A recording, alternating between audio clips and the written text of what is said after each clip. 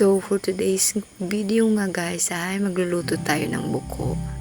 So, sa ibang lugar hindi ko alam guys kung kinakain to o kung ano ang tawag dito.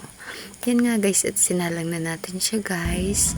Kasi kailangan nating pakuluin yan guys para pag kumulo na ay ganyan na guys. Tatanggalan na natin siya sa kanyang shell para siya ay malinisan. So yun nga guys at tanggalan natin siya sa shell and linisan natin guys. Tanggalin yun natin yung tiyan niya dyan. Kasi dyan na-stuck yung mga kinain niya guys. And patas natin tanggalin yung kanyang kinain or tiyan. Ay hugasan na natin guys para naman siguradong malinis siya.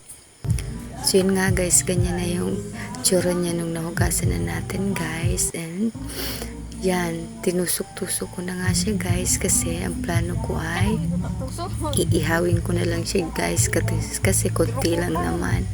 Pwede naman yan guys kahit anong luto, ihaw, gata, prito, depende sa inyo guys.